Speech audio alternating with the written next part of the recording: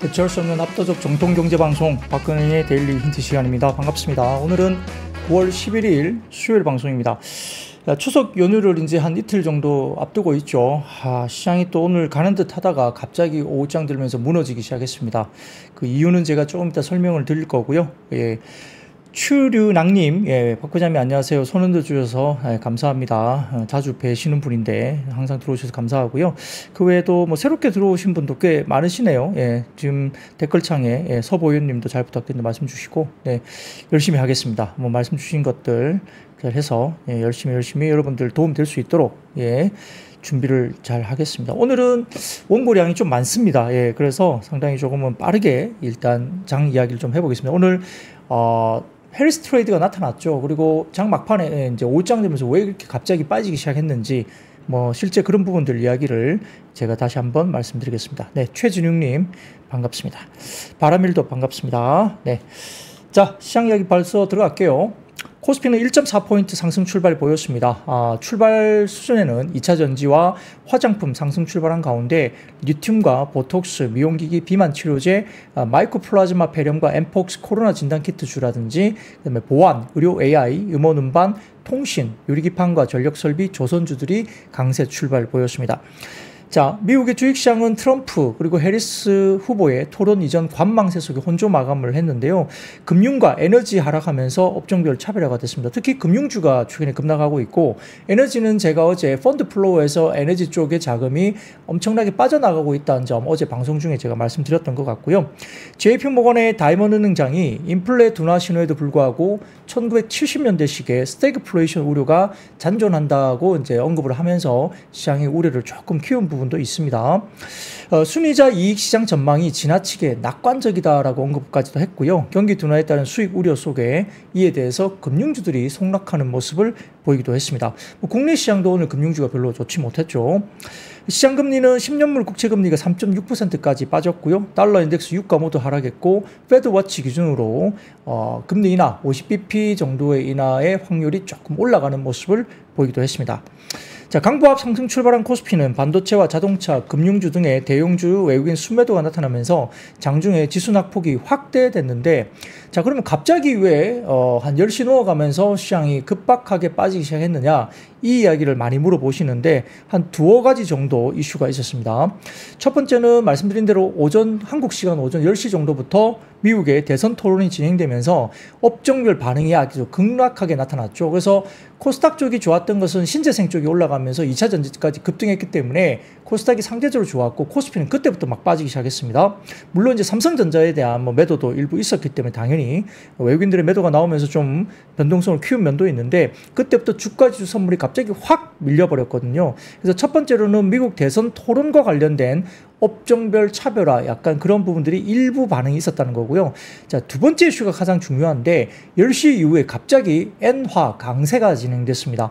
일본의 중앙은행 나카가와 준코 이사가 BOJ 쪽이죠. 인플레가 예상대로 움직인다면 금리를 계속 올릴 것이라고 언급했죠. 이게 되니까 엔화가 갑자기 달러 대비 141엔대까지 엄청나게 강하게 치솟기 시작했습니다.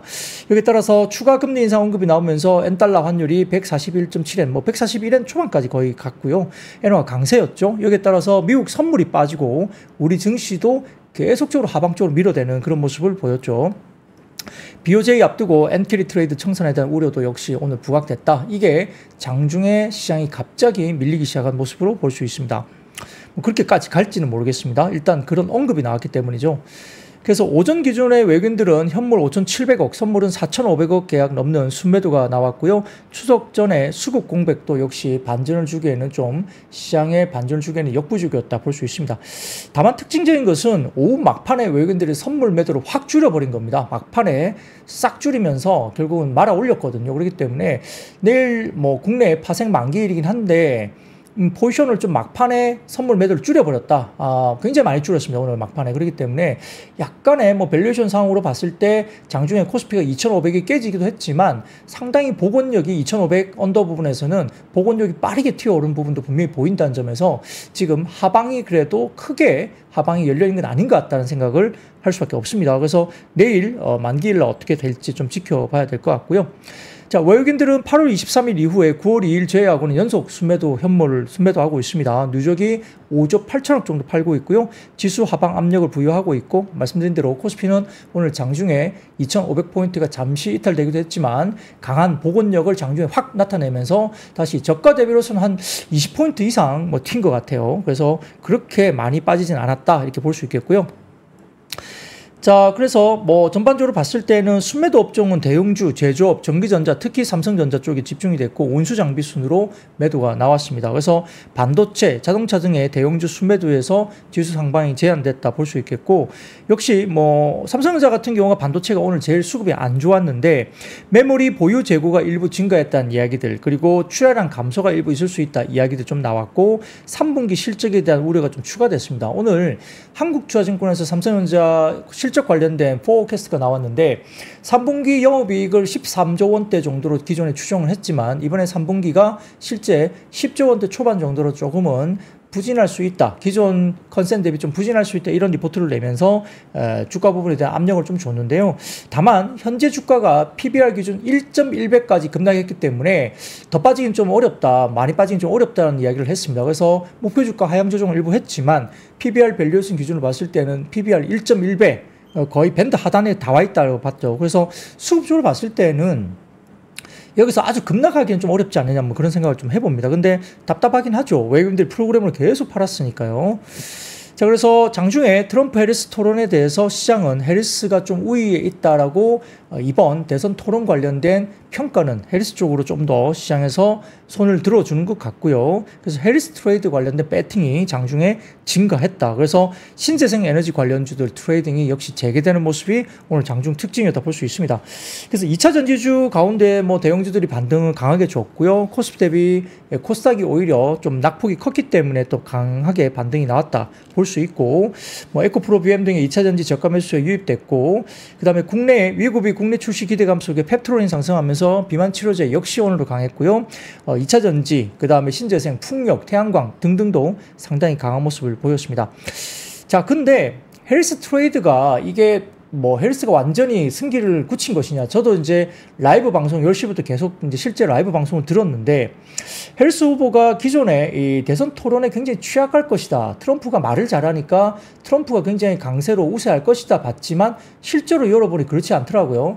트럼프가 버벅댔습니다. 토론 초반에 굉장히 버벅댔고, 그리고 굉장히 뭐라 그럴까 좀 실소를 먹는 그런 이야기도 막 했거든요. 그래서 예를 들면 이민자들이 뭐 개나 고양이를 먹는다 뭐 이런 식으로 이야기도 하고, 뭐 이민자 정책에 대한 반대 이야기를 하면서 이상한 소리 막 했거든요. 그러다 보니까 되게 막 좀 조롱을 당하는 그런 분위기도 나왔습니다. 근데 생각보다 해리스 후보가 상당히 따박따박 이야기를 많이 했고, 결국은 정책에 대한 바이든 정부에 대한 행정에 대한 뭐 경제라든지 여러 가지 물가 부분에 대한 정책 실기를 계속적으로 공격을 했는데, 해리스 후보는 나는 바이든 대통령이 아니다라고 이제 딱 박아쳤거든요. 근데 결국 부통령이기 때문에 그 책임에서 벗어나긴 좀 어렵지만 결국 그런 방식으로 잘 헤쳐나가더라고요. 그리고 따박따박 이야기도 잘 하고 있었고, 그래서 역시나 트럼프 대통령은 기존에 본인이 이야기했던 것과 크게 벗어나지 않는, 모두가 다 예측할 수 있는 정도 범위 내에서 이야기들이 계속 반복되는 정도로 끝났고, 해리스 부통령은 역시 굉장히 좀 생각보다 굉장히 오늘 토론을 상대적으로 좀 성공적으로 잘 한 것 같다, 이런 이야기를 할 수 있겠습니다. 그래서 여러 가지 부분에서는 해리스 관련된 부분에 손을 좀 들어줬는데, 뭐 그렇다고 해서 갑자기 뭐 해리스 부통령의 지지율이 갑자기 치솟는다, 그것도 아니에요. 왜냐하면 지금 첫 번째 사례 보여드리면, 자, 토론 이후에 파란색 해리스 쪽이고 빨간색이 트럼프 쪽인데, 역시 시장의 배팅은 해리스 쪽으로 배팅이 조금 더 올라가고 트럼프가 좀 빠졌죠. 자, 근데 트럼프를 지지하는 사람들이 트럼프가 이상한 소리 한다고 갑자기 표를 해리스 쪽으로 주지 않는다는 거죠.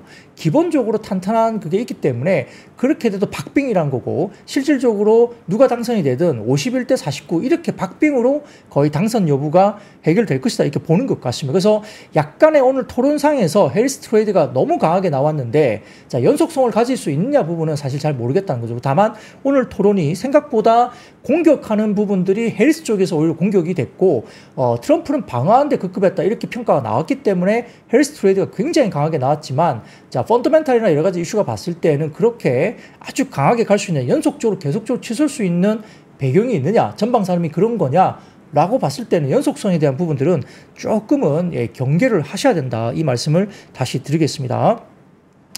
그리고 갑자기 또 시장이 좀 약간 좋지 못했던 것은 뭐냐면, 자, 해리스 후보가 집권을 하게 되면 뭐가 있을까요? 지금 우려되는 게 뭐냐면 트럼프 후보 대비 높은 법인세입니다. 그러니까 기업에 불리한 상황이 올 수 있다는 거죠. 세금을, 법인세를 더 많이 거둘 수 있기 때문에 기업 입장에서는 불리한 정책이 예상될 수 있다. 이겁니다. 결국은 트럼프 관련된 부분에서 부정적인 부분도 있지만 법인세 감면이나 이런 것들 때문에 기업들의 이익이 굉장히 유지가 견조하게 될 것이라는 부분들이 꺾일 수 있다는 거죠. 그러다 보니까 역시 해리스 쪽에 약간 우세한 토론 관련된 결과가 나오다 보니 미국 증시에서 선물이 토론 이후에 오히려 빠져버리는 모습이 나온 거죠. 그리고 국내 같은 경우도 외국인 투자자들이 이탈이 나오면서 오늘 7거래 연속 순매도 흐름이 나타났는데, 아까 말씀드렸지만 선물 부분에서 많이 팔던 선물을 외국인들이 막판에 많이 감아 올렸다. 그래서 내일 시장은 좀 지켜봐야 된다 볼 수도 있겠습니다. 외국인들 순매도는 거의 삼성전자에 집중됐기 때문에 뭐 다른 섹터에 대해서 많이 팔지는 않아서 그런 부분들은 일단 삼성전자에 집중된 매도였다 볼 수도 있겠죠. 네, 맞습니다. 타시기님도 마찬가지고 유피님도 마찬가지고 토론은 토론일 뿐 이 대선 결과는 별개로 봐야 되는 거, 그게 맞다고 보입니다. 왜냐하면 탄탄한 지지도는 역시나 양쪽에 다 있는 거기 때문에 이게 뭐 해리스가 생각보다 잘했다고 해서 이 해리스 트레이드로 해리스 관련된 신재생이라든지 이런 쪽이 계속 급등할 것이다 보기에는 조금 어려울 수도 있다. 그 말씀을 다시 한번 강조드리겠습니다. 자, 그래서 업종별로는 철강, 금속과 화학 쪽이 강세였고요. 반면 코스피에서는 보험, 증권, 금융업 약세였고, 아까 미국 시장에서도 금융업과 에너지가 굉장히 안 좋았다 제가 말씀드렸죠. 오늘은 뭐 헬스 트레이드 때문에 신재생 에너지 쪽 관련해서 이야기 나왔고, SK 현대일렉트릭 등을 포함한 오늘 변압기 전선 쪽은 역시 9월에 관련된 수출 실적 호조로 굉장히 좋았다. 이건 좀 이따가 제가 자료를 보여드리겠습니다. 그리고 바크레이즈 컨퍼런스 JP모건 측에서 금리나 사이클상 은행의 순이자 이익이 시장 기대치 못 미칠 것이다 반영이 되면서 글로벌 은행주들이 급락했기 때문에 오늘 국내의 금융주들도 별로 좋지 못했고요. 그리고 어제 같은 경우에 현대차 그룹이 1월부터 7월까지 전기차 수출이 전년 대비 23% 감소했다라는 이야기 나오면서 오늘 자동차 섹터도 조금은 우려가 있었는데 여러 가지 부분에서 현대, 기아 등 부품주들도 오늘 좀 밀리는 모습도 보였습니다. 코스닥에서는 해리스 트레이드 영향 때문에 2차 전지, 특히 에코프로 그룹 등을 포함한 부분들이 좋았기 때문에 역시 플러스권으로 강보합으로 그래도 마무리됐다 볼 수도 있겠습니다. 자, 그러면 첫 번째 자료 보여드리면 이겁니다. 자, 유진투자증권에서 올려주신 자료인데, 자, 후원금이 지금은 민주당 쪽에 후원금이 엄청나게 치솟고 있죠. 그렇기 때문에 지금 갑자기 다시 급증하는 헬스 후원금이 나타나기 때문에 헬스 쪽에서 좀 더 유리한 방향으로 지금 대선의 분위기가 가고 있는 모습이 일부 있다는 것도 좀 볼 수 있고요. 자, 그 다음 사진 보여드리겠습니다. 그 다음 사진 보여드리면 테일러 스위프트가 이번에 대선 토론, 오늘 있었던 토론회 이후에 테일러 스위프트가 해리스를 공식적으로 지지했습니다. 선언을 했죠. 공개적으로. 그런데 이게 글쎄요. 테일러 스위프트 같은 경우는 워낙 영향력이 높은 인플루언서인데 지금 팔로워가 2억 명이 넘습니다. 그렇기 때문에 테일러 스위프트가 공개 지지한 것은 좀 의미가 또 있을 수 있고요. 4년 전에도 바이든을 지지했었죠. 그렇기 때문에 미국의 대중문화에서 워낙 영향력이 큰 아주 테일러 스위프트이기 때문에 결국은 일부에서는 트럼프 지지자 일부들은 또 어떤 음모론을 이야기하느냐. 음모론 중에 어떤 게 있냐면 테일러 스위프트가 정부의 비밀 요원이라는 음모론까지 트럼프 지지자 일부에서 나오고 있다고 합니다. 트럼프 지지자들이니까 충분히 그럴 수 있다고 우리가 이해할 수 있는 정도 수준이죠. 그래서 테일러 스위프트가 정부의 비밀 요원이다 이런 음모론까지 제기를 하고 있다고 하네요. 아무튼 시장에서 문화적인 어떤 영향력이 큰 테일러 스위프트까지 일단 공식적으로 해리스 후보를 일단 지지하고 나섰다 이렇게 나올 수 있습니다. 자, 그리고 오늘인가요? 지금 CPI가 나옵니다. 8월 CPI가 나오는데, 자, 이것도 그 다음 표를 보여주십시오. 그 다음 표 보여드리면, 8월에 CPI 포recast입니다. 보통 보면 한 2.5%에서 2.6 정도 헤드라인이 이야기되고 있고 코어 CPI도 3.1에서 3.2 정도 나오고 있죠. 그래서 하향 안정화 좀 될 걸로 보입니다. 지금 전월 관련해서는 헤드라인이 2.9였기 때문에 2.5까지 나오면 상당히 많이 조정을 받는 거죠. 그래서 CPI가 이렇게 상당히 많이 조정을 받으면 어떻겠습니까? 자, 금리 인하를 할 수 있는 명분이 힘이 더 생깁니다. 파월 입장에서는 이 헤드라인 CPI가 굉장히 이렇게 하향 안정화되면 상당히 자신감 있게 금리 인하를 할 수 있다는 점 나쁘지 않을 것 같고요. 회사별 CPI 추측지 하기 때문에 오늘 밤에 어떻게 이야기가 나올지 한번 지켜볼 필요가 있겠습니다. 자, 그리고 그 다음 표 보여드리겠습니다. 그 다음 표는 BNK 증권에서 나온 자료인데요. 이게 뭐냐면 코스피 200 가운데 12개월 포워드 PR인데요. 이게 보면 자, 관련해서 지금 이렇게 빠지고 있죠. 이렇게 보니까 자, 이 부분에서 반등 확률은 97.5% 정도로 반등 확률이 높다는 겁니다. 지금 지수단에서. 그러니까 2500포인트 이하로 내려가면 여기에서 빠질 자리가 크게 없다. 밸류에이션 부분에 대해서는 결국 2011년 1월부터 봤을 때 24년 10월, 9월 현재 봤을 때는 지금 밸류에이션 상으로 국내 코스피는 빠질 자리가 크게 없다. 이 부분을 이야기를 하고 있습니다. 그래서 코스피 200 기준 12개월 포워드 관련해서 PER 관련해서는 반등 확률이 97.5%, 중장기로 봤을 때 상당히 긍정적인 자리까지 빠졌다라고 보는 것 같습니다. 단기 V자는 아니더라도 일단은 반등이 나올 수 있는 구간이고요. 삼성전자를 위시해서 올라야만이 이게 가능한 시나리오겠죠. 결국은 지금 빠지고 있는 것들이 삼성전자 때문이니까요. 자, 그 다음 표 보여드리겠습니다. 그 다음 표 보이면 미래에셋증권의 자료인데요. 인플레이션 위험이 빠지고 있죠. 왼쪽 보시면은 미국의 CPI 그리고 WTI 원유까지 빠지고 있죠. 그리고 오른쪽 보시면은 제조업 물가라든지 이런 거 봤을 때 상당히 좀 하향 안정화되고 있으면서 인플레이션 위협이 상당히 많이 하향 안정화되고 있는 모습입니다. 자, 그리고 그 다음 표를 보여드리면 1981년 이후에 최고 수준의 실질 금리 레벨이 올라가 있기 때문에 금리 인하를 어떻게든 해야 되겠죠. 그래서 오늘 헤드라인 CPI가 전년비 2.9%에서 오늘은 약 2.5% 컨센이 되어 있기 때문에 크게 하락을 하는 모습이 나올 걸로 보입니다. 역시 유가 하락의 영향이 큰 폭으로 작용할 걸로 보이고요. 유가는 지금도 하락을 하고 있기 때문에 인플레이션 위험이 상당히 많이 제거되고 있다 보이는 거죠. 자, 그 다음 표를 보여드리겠습니다. 그 다음 표 보여드리면 WTI 원유 선물 주간 가격 추이인데 이 보시면은 이제 데드 크로스가 났죠. WTI 원유 선물인데 201선, 101선, 51선 쭉 나와 있는데요. 데드 크로스가 나고 있습니다. 그렇기 때문에 아마 전반적으로 원유가 좀 더 추가적인 데드 크로스가 나올 가능성이 있다는 점에서 원유가 좀 하향 안정화 될 가능성이 있다 볼 수 있는데, 아무튼 이렇게 나오면서 전반적으로 이렇게 높은 실질금리 이후에 경기가 약간 슬로우다운 정도로 볼 수 있는데, 자, 슬로우다운이 리세션이냐, 경기 침체냐, 아니면 그냥 단순한 경기가 약간 하강되면서 쿨링되는 거냐, 이 정도에서 시장의 방향이 나올 수 있겠죠. 그래서 과거처럼 약간의 8월 이후에 9월 달에 조정을 받는 것은 침체냐 아니냐 이걸 놓고 약간의 우려를 하고 있는 것 같아요. 그러다 보니까 조금은 조심스러운 모습이 나타나는데, 자, 유가가 너무 많이 빠지게 되면 이것도 좀 문제죠. 그러면 경기 침체로 가게 된다는 이야기를 할 수밖에 없죠. 왜냐하면 경기에 연동해서 유가들이 움직이는데 너무 많이 빠지는 것도 또 시장에 좋은 포인트가 되지 않을 수 있습니다. 왜냐하면 유가 빠지면 인플레가 잡히기 때문에 좋긴 하는 건데, 너무 심하게 빠진 거, 지금 현재 단계에서 너무 심하게 빠지면 침체로 해석할 가능성이 높기 때문에 그 부분도 부정적일 수 있다. 이런 것들도 저희가 유념을 해야 될 것 같습니다. 자, 그러면 전체적인 지금 매크로 지표까지 이야기를 좀 설명을 드렸었고요. 자, 그러면 첫 번째 섹터로 한번 넘어가겠습니다. 오늘 신재생 쪽 역시 상승을 보였는데, 말씀드린 대로 오늘 해리스 부통령의 토론에 대한 평가가 더욱더 긍정적으로 나왔기 때문에 신재생 관련된 헬스 트레이드가 들어왔다는 거고요.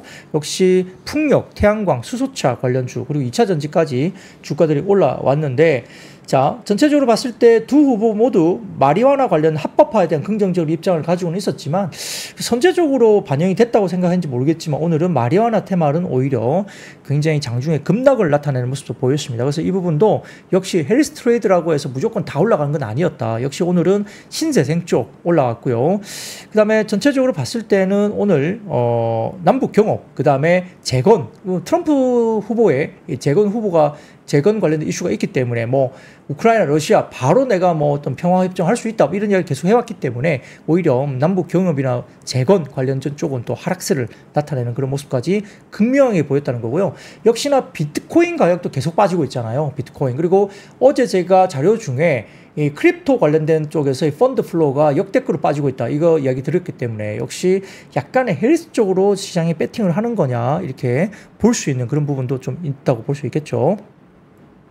자, 여기에 대해서 오늘 특히 CS윈드 관련된 코멘트가 있었는데, 상상인 증권에서 오후에 CS윈드 관련된 코멘트를 냈습니다. 자, 베트남 투자 관련 건에 대해서는 베트남 롱안 2억 달러 투자 통한 대규모 풍력 장비 공장 건설 뉴스가 발표됐는데, 실제로 이루어지면 추가 차입이나 자본 조달이 필요한 상황까지 갈 수 있어서 이런 부분들 봐야 될 것 같고요. 다만 이제 베트남 투자권 관련 뉴스는 과장된 부분이 존재한다고 상상인증권에서 이야기를 하고 있는데 현재 부지에 대한 MOU 체결된 상태이고 실질적으로 임대 계약은 맺어지지 않은 상태로 확인을 했습니다.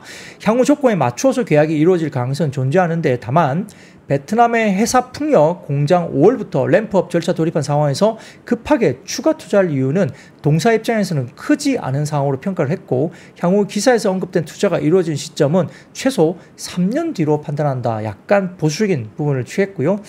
다만 이제 대표이사 교체 관련에 대해서는 기존의 황규득 부사장이 전 CS 베어링 대표이사 방성훈으로 변경됐는데 황규득 부사장은 기획, CEO, CFO 역임하고 미국, 포르투갈 그다음에 여러 가지 성공적으로 인수를 완료하면서 다만 해외 법인장 경력이 부재하다는 평가를 했습니다. 방성훈 신규 대표이사는 전 베어링 대표이사죠. CS 윈드 중국 해나 법인장 근무와 전력기획 부문장 역임을 했고 현지 생산에 대한 이해도가 상당히 높다고 평가가 되면서 생산성 증진에 대한 니즈가 큰 것으로 판단되고 당분간 인수된 법인들의 정상화에 집중하겠다는 회사의 목표가 확실하게 드러난 선입이기 때문에 상당히 좀 긍정적으로 또 평가까지 하는 것 같습니다. 그래서 상상인증권에서 CS 윈드와 관련된 코멘트를 이렇게 내기도 했습니다. 자, 두 번째입니다. 역시 신재생 가운데 2차 전지와 자율주행이 오늘 평가가 받았는데요. 역시 전일 테슬라가 4.5% 정도 급등을 했는데 테슬라는 어제 제가 방송 중에 말씀드렸지만 중국의 테슬라의 모델 Y나 3 관련된 판매가 굉장히 좋았다. 주간 단위를 봤을 때 뭐 역대급으로 좋았다는 이야기를 드렸기 때문에 테슬라는 지금 모멘텀을 좀 받고 있는 상황이고요. 더군다나 자율주행 이슈가 이야기 되고 있어서 신규 모멘텀이 계속 들어오고 있습니다. 그렇기 때문에 도이치뱅크의 긍정적인 리포트가 또 나왔죠. 그래서 전체적으로 도이치뱅크 같은 경우는 테슬라에 대해서 매수 의견 등급과 목표 주가 295달러로 제시를 했습니다. 그래서 단순한 뭐 전기차 판매뿐만 아니라 뭐 기술 플랫폼 회사로 평가를 했고요. 특별한 방식의 밸류에이션 체계로 평가받아야 된다. 이렇게 뭐 로봇도 있고 그다음에 자율주행까지 있기 때문에 플랫폼 기업으로 평가를 한다. 이렇게 이야기를 했죠. 그래서 뭐 자동차, 에너지, ESS 부분도 있고요. 모빌리티, 로봇공학 이런 산업을 재편할 준비가 되어 있는 가장 확신하는 장기 추세적 리더를 대표한다고 도이치뱅크에서는 설명까지 했습니다. AI, 인공지능까지도 훈련을 하고 있기 때문에 평가를 플랫폼 기업으로서 받아야 된다. 이렇게 이야기를 했습니다. 자, 그리고 그 다음 표를 좀 보여드리겠습니다. 테슬라의 차이나 위클리 세일즈인데요. 이 중국 자동차 전문 업체 보도에 따르면은 지난 2일부터 8일까지 테슬라 전기차의 보험 등록 건수가 총 16,200건으로 전주 14,400건에서 12% 증가했습니다. 3분기가 3주 남은 가운데 테슬라의 중국 내 보험 등록 건수가 지난 분기에 비해서 25%나 급증했고 1년 전과 비교하면 15% 증가한 것으로 평가했습니다. 자, 그 다음 표 보여드리면 테슬라의 모델 3와 그 다음에 샤오미 관련해서 수7이 보는데 이게 약간 연두색으로 보이는 실선이 테슬라 쪽이고 그 다음 밑에 보이는 약간의 그 노란색인가요? 이 보시면 그게 샤오미입니다. 샤오미. 그러니까 테슬라 모델 3가 지금 상당히 좋은 모습이다. 중국의 로컬 업체보다 현재 흐름들이 상당히 좋은 중국 내에서도 판매나 보험 등록 건수가 상당히 견조하다는 점에서 테슬라가 지금 반등이 나올 수 있는 구간이기도 하다. 볼 수도 있겠습니다. 그리고 아까 말씀드렸던 10월 10일 날 로보택시 공개 기대감 속에서 일부 자율주행차 관련주도 올라왔는데요. 자, 그뿐만 아니라 오늘은 리튬 관련된 이슈가 좀 있었습니다. 그래서 양극재까지도 꽤 강하게 올라오는 모습이 보였는데 이겁니다. 다음 표 보여드리면 중국의 탄산 리튬 선물이 장 오후에 플러스 8%대까지 급등하는 모습을 보였습니다. 중국의 탄산리튬이 선물이 갑자기 급등했거든요. 이게 이유에 대해서 한두 개 이슈가 좀 있었는데 UBS 쪽에서 중국의 리튬의 저점 확인이라는 보고서가 나왔습니다. UBS 보고서가 중국의 리튬의 저점 확인 이런 제목의 보고서가 나왔고 그 이유가 9월 10일 CATL이 장시성 리튬 운모 업무를 잠정 중단하기로 결정한 부분에 대해서 언급을 한 겁니다. 그래서 CATL의 장시성 중단은 중국의 탄산 리튬 월 생산량 마이너스 8% 줄어드는 영향을 미칠 수 있다. 효과를 볼 수 있다고 평가하면서 월간 5천에서 6천 톤 LCE 수준으로 시장의 수급 균형과 가격에 긍정적인 모멘텀이다. 그래서 지금 여러 가지 부분에서는 중국 리튬의 저점을 형성하는 확인하는 과정이라고 공격적인 리포트를 냈죠.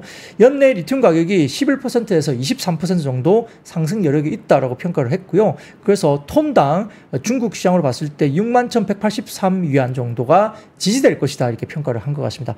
달러로 따지면 톤당 8,600달러 정도 수준인데요. 그래서 이렇게 UBS가 이 리포트를 내면서 중국의 리튬의 선물 가격이 8% 이상 급등을 했다 이렇게 보이면서 역시 오늘 에코프로 그룹 쪽뿐만 아니라 포스퓨처엠까지도 상당히 좋은 모습까지 나왔다 이렇게 볼 수도 있겠습니다.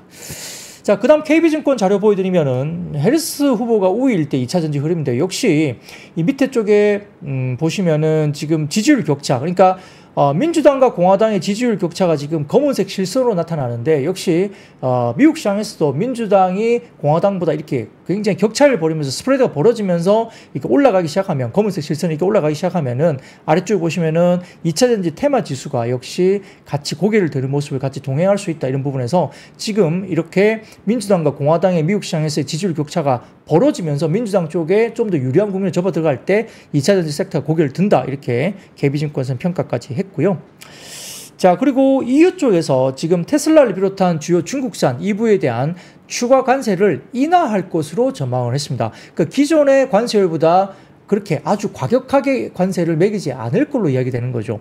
테슬라 중국산 EV에 대한 추가 관세는 기존의 9% 쪽에서 7.8%로 추가 인하될 전망으로 봤기 때문에 결국은 이 부분에서 전체적인 어떤 그 전기차 섹터의 긍정적인 이슈로 또 부각될 수 있어서 이런 부분들이 역시 오늘 전기차 섹터의 어떤 그 상승을 또 가져오는 헬스 트레이드를 포함한 그런 부분에서 긍정적으로 좀 이야기된 거 아니냐 이렇게 이야기도 될 수 있습니다. 자, 그리고 그 다음 사진 보여드리면 테슬라가 이야기를 하고 있는데 공식적으로 발표가 된 겁니다. 자, 그 다음 사진 좀 보여주세요. 자, 테슬라가 10월 10일 날 로스앤젤레스 로보택시 공개 행사를 공식적으로 확인을 해줬습니다. 그러니까 자율주행 관련 쪽도 역시나 긍정적으로 이야기되면서 테슬라의 아주 긍정적인 분위기가 좀 이어지고 있다 이렇게까지도 이야기될 수 있겠습니다. 자, 그러면 그 다음 이야기 드리겠습니다. 역시 오늘 2차전지와 더불어서 ESS 사업 관련된 이슈가 또 불거졌는데요. 지난번에 우리가 테슬라 관련된 실적 자료를 보면은 테슬라가 의외로 ESS 관련된 쪽에서 이익이 기존 추정치 대비 2배 이상 나오고 있다 말씀을 계속적으로 드렸었습니다. 그래서 하나증권에서 보고서를 통해서 최근 2년간 또 리튬 가격이 고점 대비 90% 하락하는 과정에서 LFP 배터리 가격 역시 크게 하락했고 LFP를 주로 탑재해왔던 ESS 사업자들의 수익성 역시 크게 개선되고 있다 이렇게 평가를 한 것 같습니다. 그래서 에너지 사업자와 ESS 사업자 모두에게 지금 돈이 되는 상황이다 평가를 했죠. 그래서 재생에너지 성장성 그리고 최근에 ESS 프로젝트의 수익성 개선 등을 이야기됐을 때 역시 최근에 ESS 배터리 관련된 시장이 성장세가 지속되고 있다 이 보이고요. 글로벌 ESS 사업자 시장 점유율 1위 기업인 미국의 플루엔스 에너지의 최근 분기수 잔고가 전년비 52% 급등했고요. 전분기로도 22% 증가하면서 테슬라의 ESS 출하량 추이도 최근 분기에서 전년도 대비 158% 급증 그리고 전분기 대비로도 132% 급증하면서 2배 이상 급증하고 있다. 그래서 ESS 관련된 사업이 굉장히 지금 활발하게 성과가 나고 있다. 이게 볼 수 있습니다. 그래서 국내 배터리 3사 모두 LFP ESS 배터리를 개발 중에 있고 본격 양산이 예상되는 26년부터는 관련 수혜가 확대될 것으로 봤기 때문에 SK 이터닉스라든지 유일에너테크, 그 다음에 효성중공업, 삼화전기, 비추로셀, 서진시스템과 같은 ESS 관련 종목들이 오늘 상당히 좋았다 볼 수도 있겠습니다. 자, 그 다음 이슈입니다. 그 다음 이슈는 역시 자동차 부품주들은 오늘 하락을 했는데요. 언론에 따르면 BMW가 전체적으로 봤을 때 지금 통합 브레이크 시스템 IBS 문제로 올해 영업이익 마진 전망치를 기존에 8에서 10% 정도 수준치를 전망치를 제시를 했는데 이것을 6.7%로 하향 조정했고요. 자기자본 이익률 ROE를 기존에 15에서 20% 수준을 유지하다가 이번에 11에서 13%대로 낮춘 것으로 전해졌습니다.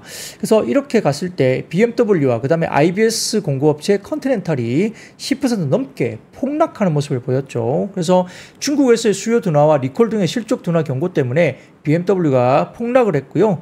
그래서 GM이라든지 포드도 뭐 각각 5%대와 3%대 자동차주들이 여타 동반 하락을 했습니다. 그래서 국내 오늘 같은 경우도 자동차 완성업체와 부품업체가 같이 빠지는 모습을 보이기도 했습니다. 자, 여기에 대해서 삼성증권은 독일차가 역시 티어 2로, 티어 1이 아니라 탑 티어가 아니라 티어 2로 전략할 위기에 뭐 봉착했다 이런 커멘트를 내면서 BMW의 실적 가이던스가 하향 조정됐다는 것에서 역시나 이야기를 했는데요. 역시 뭐 관련해서 중국 시장에 대한 어떤 이렇게 판매 급감이라든지 지분법 이익 적자 전환이라든지 글로벌 모델의 고정비 부담에 따른 연결 이익 감소 불가피 이런 것들이 이야기되고 있는데, 자 이렇게 되다 보니까 현대기아도 주가가 자동차 수요 둔화 우려 때문에 동반 하락을 하고 있는데, 그러나 삼성증권에서는 독일 업체와 미국 업체의 경쟁력 요인은 미국과 유럽에서의 현대기아의 오히려 점유율 상승으로 이어질 수 있다. 이건 삼성증권도 이야기하고 있고 다올투자증권에서도 오늘 역시 국내 오히려 현대차와 기아를 살 기회다. 오히려 이게 같은 악재가 아니라 오히려 기회가 된다라고 똑같이 이야기를 하고 있습니다. 그래서 3분기 실적이 완성차 업체 간의 경쟁력 유무를 확연하게 판가름할 수 있는 분기점이 될 것으로 예상한다. 이렇게 이야기를 했죠. 그래서 결국은 유럽의 완성차 업체가 뭐 GM, 포드 모두 탑티어가 아니라 티어2로 약간의 MS가 전락하면서 결국 현대차와 기아가 그 시장을 잡아먹는, MS가 올라가는 역시 기회가 될 것으로 본다고 이야기를 하고 있는 것 같습니다.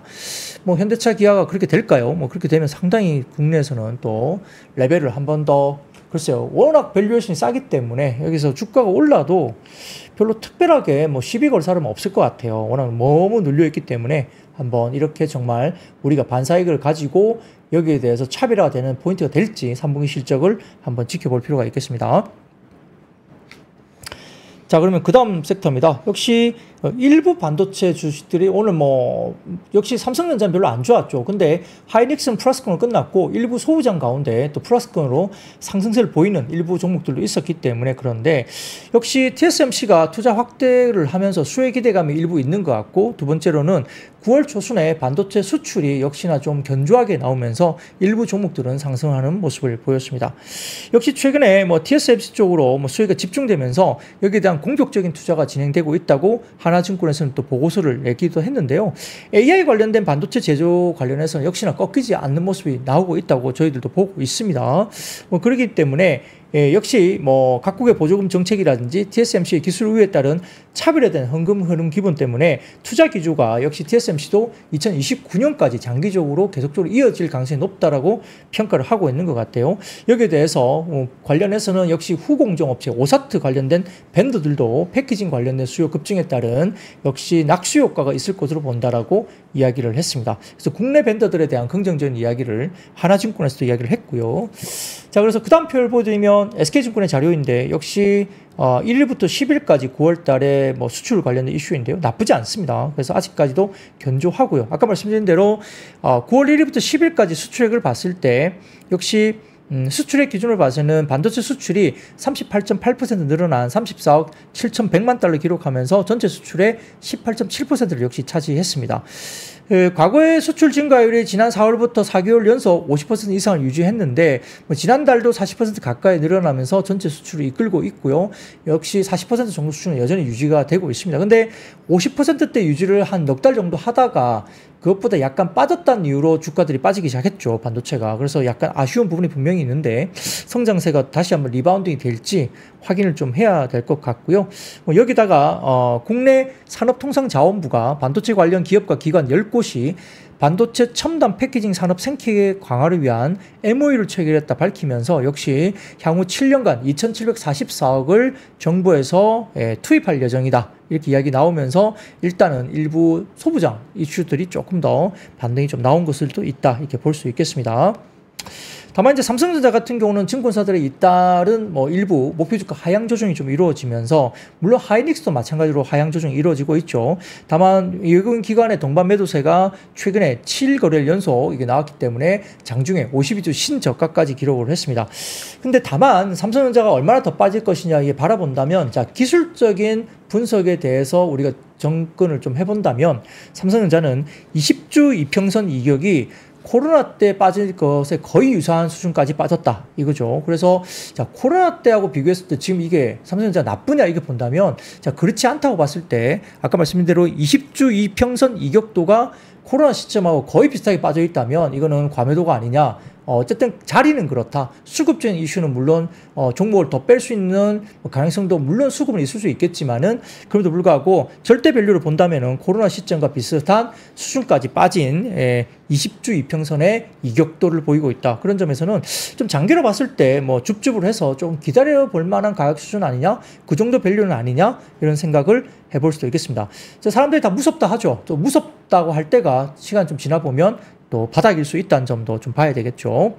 자, 그리고 현재 PBR은 삼성전자가 1.1배 이상으로 빠졌습니다. 1.1배, PBR 1.1배. 그 정도면 거의 바닥권에 근접한 걸로 보입니다. 그래서 그렇게 볼 수 있는데, 자, 다만 그 다음 표 보여드리겠습니다. 그 다음 표 보여드리면 국내 증시 외국인 수급인데요. 자, 외국인들이 올해 1월부터 봤을 때 지금 18조 7천억 정도를 매수를 했었는데 최근 들어서 지금 10조 원대까지 외국인들이 팔고 있죠. 8조 7천억 정도를 7월 이후로 쭉쭉쭉 팔았습니다. 수급이. 근데 오른쪽 살짝 보실까요? 보시면은 여러 가지 부분에서는 지금 외국인들이 현물에서 8조 원 넘게 팔고 있는데 코스피가 오늘 장중 2,500포인트를 하회한 게 역시 삼성전자 중심으로 해서 좀 팔았다. 근데 역시 이렇게 사올 때도 반도체를 이렇게 샀다는 거죠. 그래서 삼성전자 집중적으로 샀기 때문에 역시 삼성전자를 팔면서 약간의 빠지고 있는 부분도 있는데요.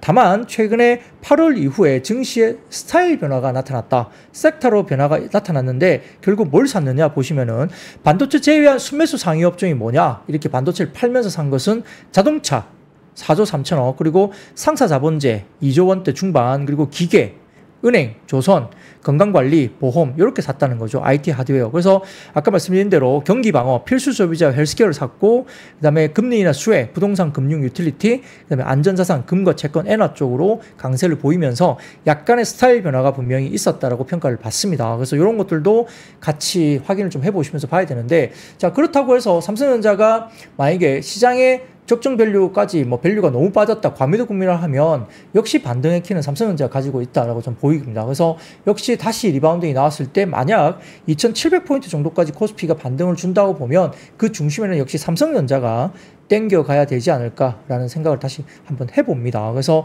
반도체 업황에 대한 이야기가 여러 우려도 많고 하지만 엔비디아가 4분기 들어서 굉장히 강하게 뭔가 나올 수 있다는 이야기 계속 나오거든요. 블랙웰도 계속적으로 그렇게 나오고 있고, 실질적으로 뭐 새로운 어떤 신제품이 4분기에 본격적으로 출하된다 이야기 나오고 있기 때문에 엔비디아가 굉장히 강하게 뭔가를 보여준다면 역시나 삼성전자도 역시 어느 정도 반등이 또 나올 수 있다는 점에서 역시 코스피가 올라간다면 그 중심에는 삼성전자가 역시 중심을 가지고 올라가는 모습이 나오지 않을까 이렇게 볼 수도 있겠습니다.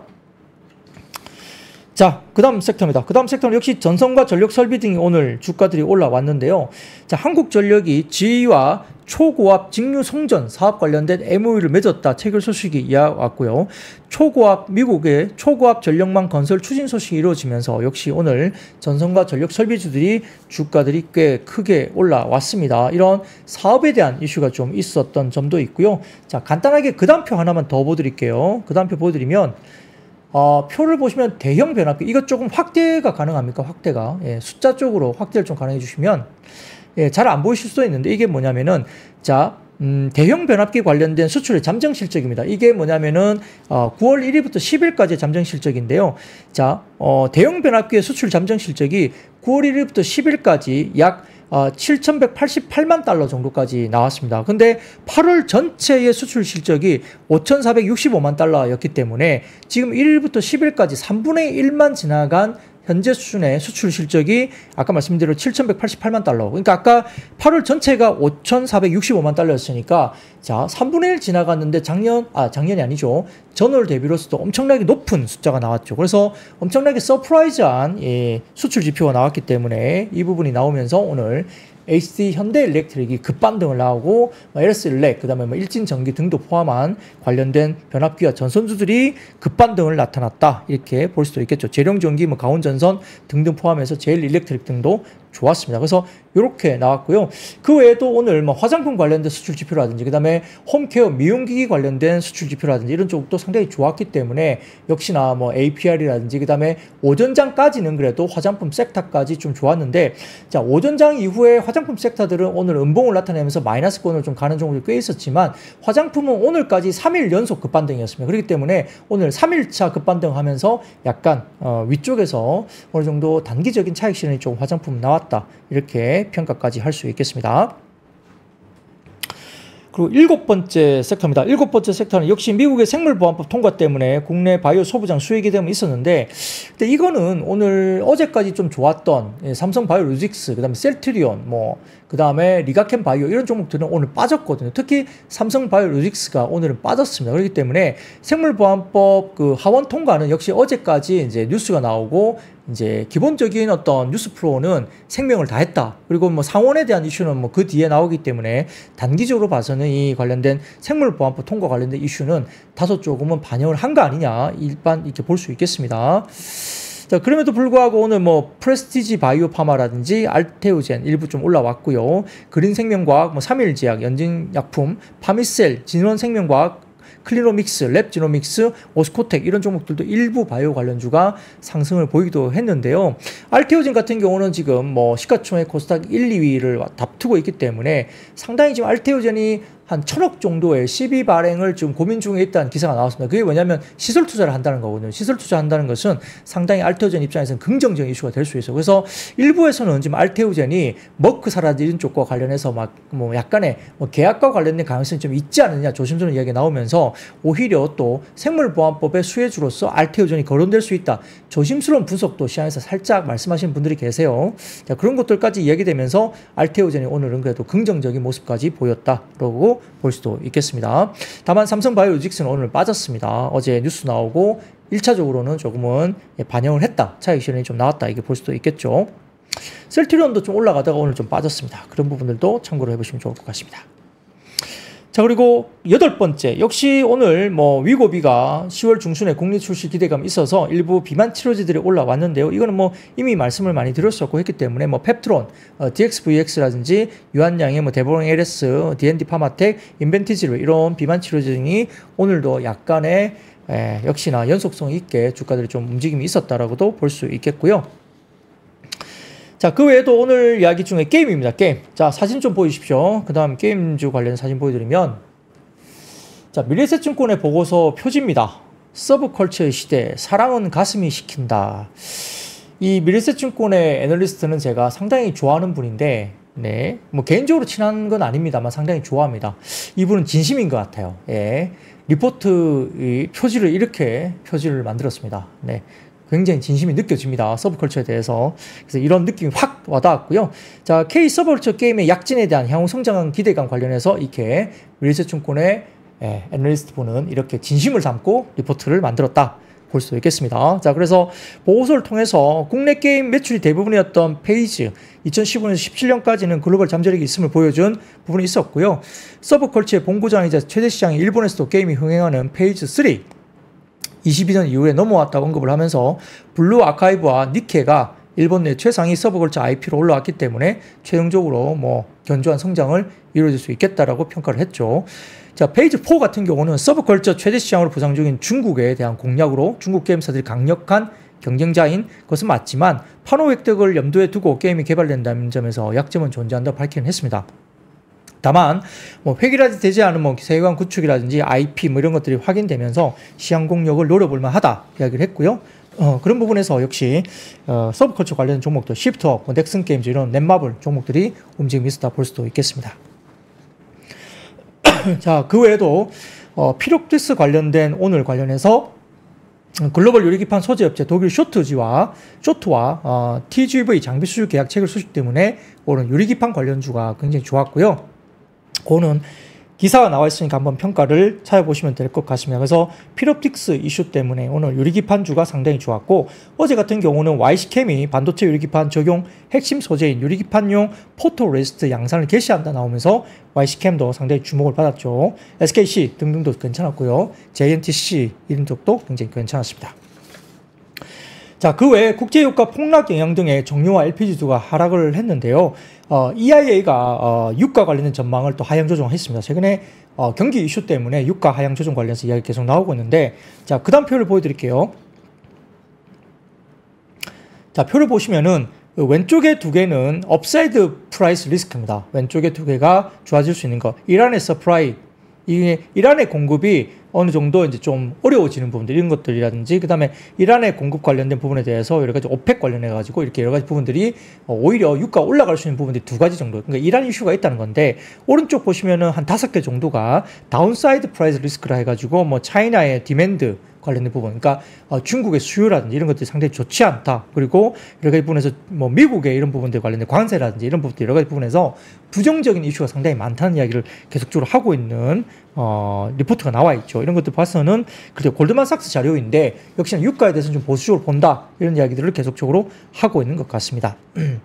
다만 근데 자, 시장에서 봤을 때 이게 유가가 좀 더 하향 조정 되겠지만은, 근데 유가에 대해서 숏 포지션을 굉장히 많이 갖고 있죠. 매도 포지션을, 숏 포지션을 많이 갖고 있다. 그렇기 때문에 어떤 이벤트가 발생했을 때 이 숏 커버가 강하게 나올 수 있는 부분도 분명히 있다는 거죠. 거꾸로 수급적으로 본다면. 그렇기 때문에 충분히 지금은 숏을 너무 많이 쳐놨기 때문에, 자, 숏 커버 관련해서 튀어오를 것도 조금 염두에 둬야 될 자리가 아닌가, 조심스러운 이야기를 또 하는 쪽도 있기 때문에, 어떤 이야기로 또 유가가 이렇게 계속적으로 나쁠 거야, 하향 안정화 될 거라고 계속 지배적으로 이야기를 하고 있는데, 갑자기 쇼커버 때문에 유가 관련 쪽이 또 튀어오를 수 있는 점, 이것도 좀 잘 보셔야 될 것 같고, 또 유가도 너무 많이 빠지게 되면 경기 침체로 해석할 수 있기 때문에 또 시장에 그렇게 좋은 건 아니다, 시그널적으로 그렇게 또 볼 수도 있겠습니다. 자, 마지막으로 금융주는 제가 아까 말씀드린 대로, 어제 말씀드린 대로 JP모건 체이스 관련된 부분에서 역시 순이자 이익에 관련된 내년 전망이 시장 기대치를 하회할 수 있다, 이런 이야기 나오면서 골드만삭스 같은 경우도 좀 좋지 못했고, 글로벌 금융 업종들이 상당히 좋지 못한 시장에서 국내도 역시 금융들이 주가가 빠지고 있다라고 평가를 받습니다. 자, 오늘 준비한 일은 여기까지입니다. 오늘 무려 섹터는 12개 섹터를 제가 한 번에 다 정리해 드렸습니다. 어떤 증권 방송도 이렇게 12개 섹터를 한 번에 다 정리해 드릴 사람이 없다고 보이고요. 여러분들 한 번 더 복귀하시면서 저희 방송을 또 지켜보시면 좋겠습니다. 여러분 아시죠? I see you. 박근영, 이선영, 사경인, 염승환, 투자 마스터들의 세심한 케어로 건강한 투자 습관을 만드세요. 3프로 멤버십, 3프로 앱에서 확인하세요.